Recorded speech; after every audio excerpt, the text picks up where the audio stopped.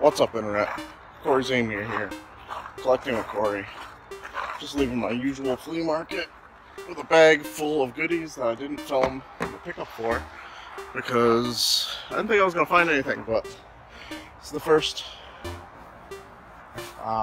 good weather, which I say, well, we have fucking snow on the ground, but it's 30 degrees, which is warm. Warm 30 degrees. I wish I had filmed because well, there's no good way to do this. Wish I had filmed because I would have caught someone trying to sell me 2 original PlayStation 1 controllers for $20, saying that the only reason they have them left over is because they got a Wii U now. Let's get to the pickups.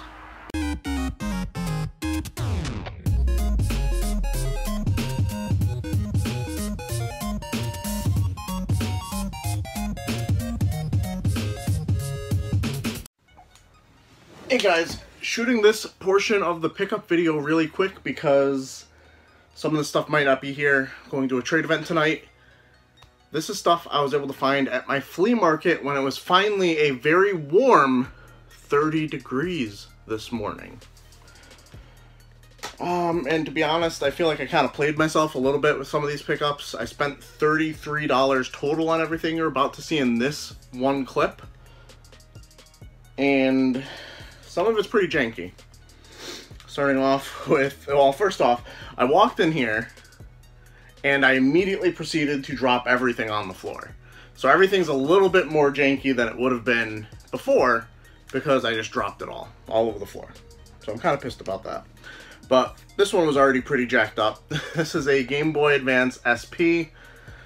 As you can see, it's got stuff carved into it, sticker residue, X Games carved into the back, as well as one of those annoying Velcro stickers. And this is the first time I've actually come across this on a Game Boy Advance. The screen is shattered inside. And they also have a little cut here. But with the deal I got on it, it was only basically $1.50, which is also the cheapest Game Boy Advance SP I think I've ever gotten. Also about $1.50 Super Mario Bros.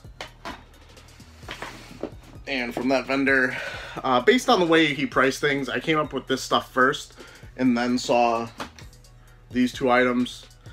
And for these 3 items, he actually said $15. And one of them, this one's the biggest disappointment. I didn't even realize this when I saw it at the flea market, because you don't always see good DS games at the flea market. This is Professor Layton and the Unwound Future. Now, this is a public library copy from the West Springfield Public Library up in Massachusetts. They have not 1, not 2, not 3, not 4, not 5, not 6, but 7 total stickers on stuff that is not going to want to have a sticker ripped off of it.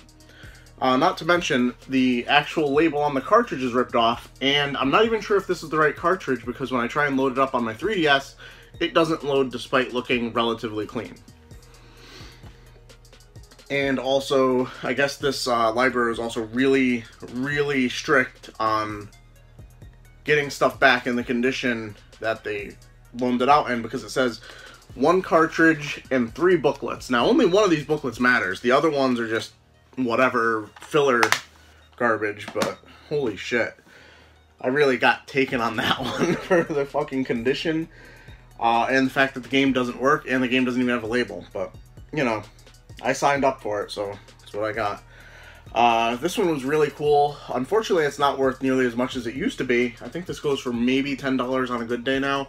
This is the original Transformers Season 1, as I go through puberty. I had this as a kid, actually as an adult. I bought this. This was one of the things I bought with my very own money from Strawberries, which was right next to KB Toy Works, where I had my first job. And a lot of what I spent my money on back then was Transformers DVDs, ECW DVDs, and rap CDs from like the early 2000s. And then I picked this up because it was cool. I've heard good things about, you know, the X-Wing and TIE Fighter games. It's a big box PC game, in rough shape, has all the discs, has all the inserts. Box could be in better shape. It's worth maybe $10. Probably not in this condition. But like I said, I was just looking to pick stuff up. I don't know if it was last week by the time you're seeing this video, maybe a few weeks ago, maybe a few days ago, at least a week ago. By the time you see this, there was a booth that I went to at the flea market that I picked up Parasite Eve 2, and they had some PSP games there. And everybody in the comment section was at me because I didn't pick up the PSP games. They were $10 each, but they were RPGs, so. Went back there, and the guy had a few other games there too. I decided to pick this one up. These worked out to about $5 a game. This one that I'm about to show you, Resident Evil The Umbrella Chronicles for the Wii, not worth it. Maybe a $6 game at best. But it is a first-person, you know, gun con kind of game, so maybe it's something I might actually try. It's not really survival horror, as in, you know, trying to survive. It's more of a light gun game, along the lines of, I assume, like House of the Dead, which is something I might play. And these two other games, Tactics Ogre, Let Us Cling Together, and Star Ocean Second Evolution. These were in that 12-degree pickup video, whatever it was called, 12-degree flea market finds, whatever I called it. Everybody was saying these were something I should pick up. I have these games already. Tactics Ogre does not come with the manual. Comes with a faded as fuck GameStop sticker and a Square Enix registration card. The actual disc on it, it's always hard to tell with these PSP games because sometimes, like, the case will have scratches on it and it's hard to tell. But, like, the disc inside is fine. But I do see some scratches on there. It's alright. Maybe worth the $5 I paid for it. I'm not really sure on that one. However, Star Ocean Second Evolution, in much better shape, complete, and might actually rival mine in terms of condition, so I'll figure out which one I want to hold on to. And this goes for at least like $30-something. Some of them have sold for $20, but right now the lowest one I saw on eBay for buy it now was like $38. So definitely worth it, especially since I spent $33 on everything you saw today. I don't know if there are more pickups. If not, I will end the clip. I don't know. Maybe there's more pickups. Who knows? A very expensive game of dominoes is being played.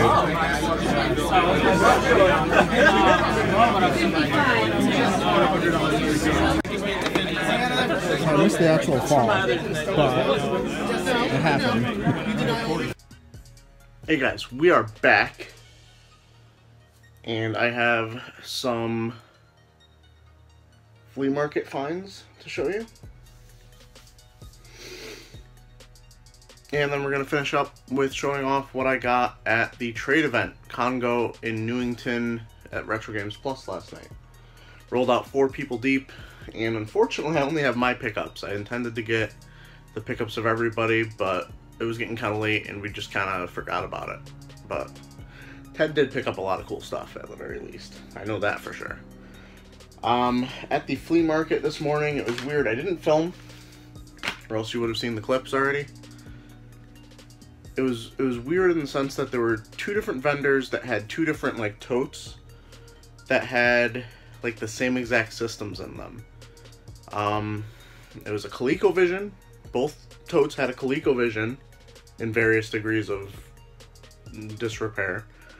An Atari 5200, an Atari 2600, and one of them had an Intellivision. In the second tote that I was looking through, I actually noticed that he had some NES items, not games, but items. He had the box for Star Soldier, which is a game that I assumed I had, like, loose. I actually thought I might have had it in the box already. I don't have it at all. So I actually need this game. I don't know if it's worth anything. I don't know if it's expensive. I thought I had it already, so.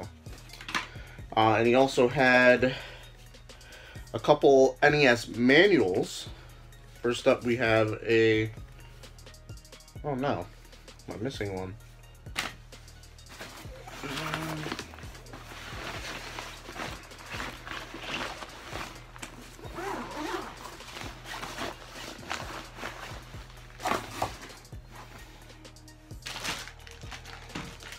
Okay, well, it appears that I did leave a manual behind at the flea market.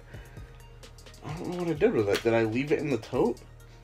There was 4 manuals for the NES. First up, there was Duck Hunt, Super Mario Duck Hunt, Golf, and probably the best one out of all of them, obviously, you got Mike Tyson's Punch-Out. And there was also a Castlevania 2 Simon's Quest manual that was actually stapled together. Maybe I didn't pick it up because it was stapled together. I just left it behind. I don't know. I thought I had it. Obviously, I thought I had it, or else I wouldn't have tried to show it. And for that, I paid $4. So basically a dollar each for the items. That makes sense. Seeing as I only had 4 items, I definitely must not even have presented it to him.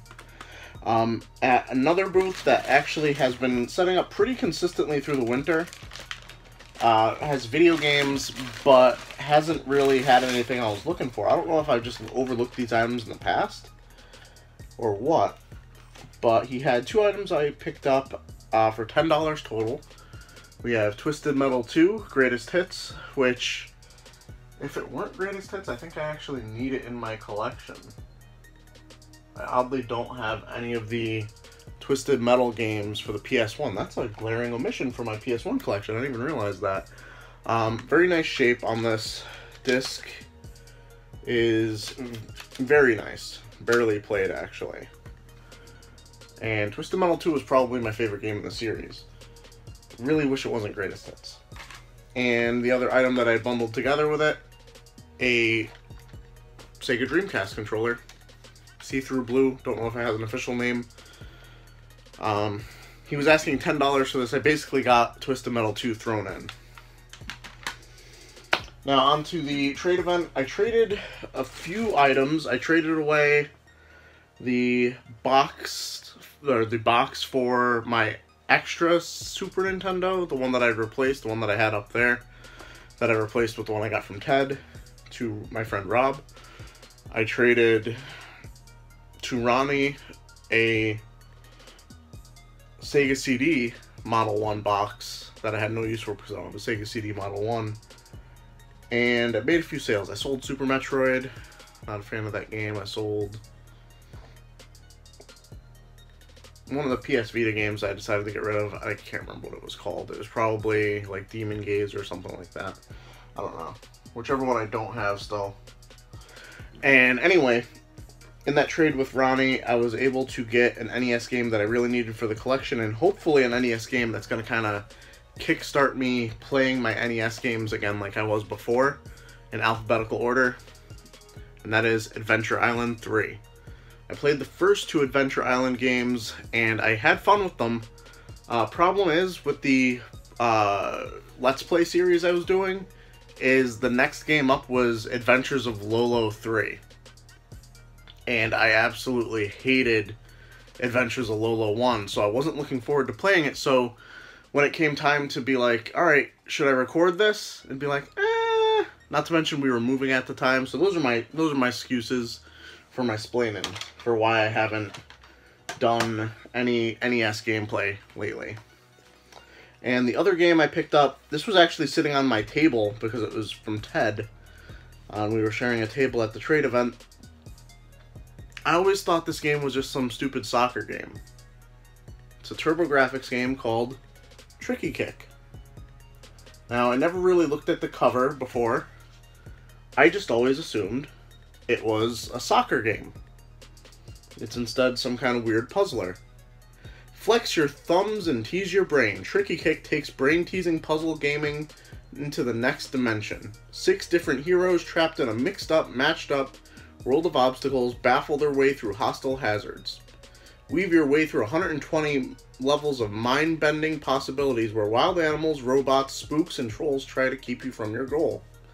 Designed for puzzlers of all ages, Tricky Cake will become a game you'll find hard to quit. 1-player game, number of rounds 6. I don't know. I just thought it was interesting, and it is my second TurboGrafx game that's actually complete. So that's really cool. And that was all I was able to find this week. Let me know in the comments below what you've been doing to game hunt during the winter seasons. Have you been still hitting flea markets? Have you been able to go to garage sales if you're in a temperate climate? Thrift stores, pawn shops, what have you. Like the video, subscribe if you're new.